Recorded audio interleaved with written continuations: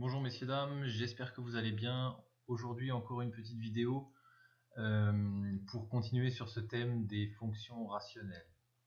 Alors jusqu'à maintenant on a vu donc comment on pouvait trouver les asymptotes verticales, horizontales et obliques. Et j'aimerais introduire aujourd'hui un point un peu complexe. Et on va regarder ça tout de suite sur un exemple, ce qu'on appelle en fait la notion de trou. Alors voici une fonction rationnelle ici que j'ai dessinée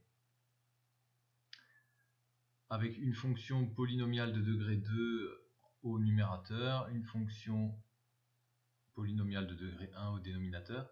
Et puis une chose qu'on voit tout de suite et qui doit nous interpeller, c'est que normalement pour x égale 3 ici, la fonction n'est pas définie et donc je devrais avoir une asymptote verticale chez x égale 3.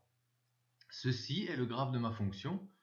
Et chez x égale 3, je ne vois aucune asymptote, rien. Il semble qu'il n'y a absolument rien dans cette zone, je peux agrandir, je peux revenir en arrière, ça semble totalement normal. On a donc un vrai petit problème ici, je vous ai dit, normalement quand on a trouvé les pôles d'une fonction, ici le pôle c'est x égale 3, et bien ce pôle donne directement l'équation de l'asymptote verticale. Ici ça ne marche pas. Alors qu'est-ce qui se passe? Eh bien, quand on regarde cette fonction, on voit déjà une chose, c'est qu'on peut éventuellement essayer de faire une division, puisqu'ici le degré de la partie en haut est 1 de plus que le degré de la partie en bas. Donc essayons déjà de faire une division, peut-être que cette division nous donnera l'équation d'une peut-être asymptote oblique, mais peut-être aussi d'autres choses. Alors, essayons de faire cette division. Donc j'ai recopié ici x au carré moins x moins 6, divisé donc par x moins 3. Donc j'ai x au carré divisé par x qui va donner x. Le voilà. Et donc je remultiplie à l'envers, donc x fois x, x au carré, moins 3x. Alors je vais essayer de le trouver, il est là. Voilà, je fais une soustraction. Et il va me rester ceci. Ça veut dire x au carré moins x au carré tombe. Il reste moins x plus 3x. Là j'ai vu des fautes dans vos exercices, faites attention. On a donc 2x et je descends le moins 6 et je répète avec maintenant 2x ici. J'essaye ici donc j'ajoute ici donc plus 2 de sorte à obtenir maintenant 2 fois x, c'est-à-dire 2x, c'est ça que je voulais, et 2 fois moins 3, moins 6. Donc j'arrive avec ça que j'enlève, je fais une soustraction à nouveau, et là quelque chose d'étrange se passe, le reste est nul. Donc tout se simplifie à la fin, il n'y a pas un reste. Ça veut dire quoi? Ça veut dire que cette fonction compliquée, x au carré moins x moins 6 divisé par x moins 3, eh bien je peux l'écrire simplement x plus 2. Alors, ça semble un peu bizarre. Pourquoi c'est comme ça? On va peut-être déjà vérifier. Alors si effectivement c'est x plus 2, on pourrait dire oui, on a une asymptote oblique d'équation y égale x plus 2. Mais si je reviens sur le graphe, en fait je vois que la fonction entière, c'est seulement y égale x plus 2. En effet, le plus 2 on le voit ici, c'est l'upsilon Achsenabschnitt, et puis la pente est bien 1, donc j'ai bien 1 fois x plus 2.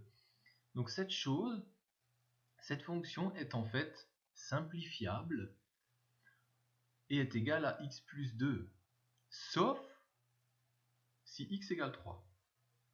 Donc c'est une fonction qui est égale à la fonction x plus 2 partout pour n'importe quel x, sauf ici, chez x égale 3. En effet, j'ai essayé de dessiner ce point sur la courbe. Donc j'ai essayé d'écrire le point 3 f de 3. Et le logiciel de dessin me répond, le point n'est pas défini. Donc il y a vraiment ici un problème. On n'a pas une asymptote verticale, on a ce qu'on appelle un trou. Ça veut dire la fonction s'arrête un tout petit peu avant 3 et elle reprend un tout petit peu après 3. Donc si vous voulez, cette fonction f est égale à la fonction x plus 2 pour tout x réel sauf 3. En effet, le domaine de définition nous dit on doit jeter cette valeur 3, mais ici, on n'a pas une asymptote verticale chez x égale 3 comme on aurait pu penser. Alors pourquoi c'est comme ça?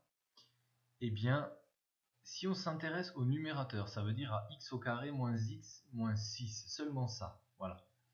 Si on calcule les zéros de cette fonction, on doit donc trouver les zéros de cette équation quadratique x au carré moins x moins 6. Avec Mythenhardt's formule, vous allez trouver x égale 3 et x égale moins 2. Et voilà le problème. On a une fonction, cette fonction f présente à la fois un pôle qui est x égale 3, parce que justement x moins 3 donne 0 si x égale 3, donc x égale 3 est un pôle, mais x égale 3 est aussi un 0 de cette fonction,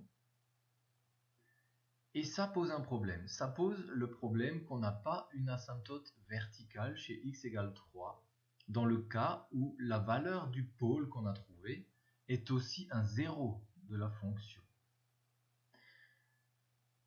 Par contre, chez x égale moins 2, on a un vrai 0, on peut regarder sur le graphe, oui, la fonction coupe bien l'axe x chez x égale moins 2. Je vous rappelle que c'est ça, être un 0. Par contre, je ne vois pas ça pour x égale 3. Donc, chez x égale 3, c'est un petit peu spécial. J'ai pas d'asymptote verticale. J'ai pas un 0. J'ai comme un trou. Donc, la caractérisation d'un trou, c'est à la fois d'être un pôle. La valeur est à la fois un pôle, ça veut dire elle annule la partie au dénominateur, et cette valeur est aussi un 0, ça veut dire elle annule la partie au numérateur. C'est d'ailleurs quelque chose que vous avez dû lire dans la théorie, c'est un petit peu subtil, alors je reviens quelques instants sur OneNote. Dans ces exemples que vous avez lus ici, on donne un exemple, donc voilà la fonction, on a trouvé les zéros de cette fonction, on a trouvé les pôles, et là on vous dit une chose importante, les asymptotes verticales sont directement données par les pôles si ces derniers ne sont pas aussi des zéros. Donc là, peut-être vous aviez déjà lu cette chose et vous êtes dit, ah, qu'est-ce qui se passe là? Donc dans cet exemple, c'était clair. Aucun des deux pôles n'est aussi un 0. On avait comme pôle x égale moins 3 et x égale 1. Et les zéros étaient x égale 0 et moins 1,2. Donc aucune correspondance entre ces quatre chiffres. Donc ici, on avait vraiment deux asymptotes verticales chez x égale moins 3 et chez x égale 3.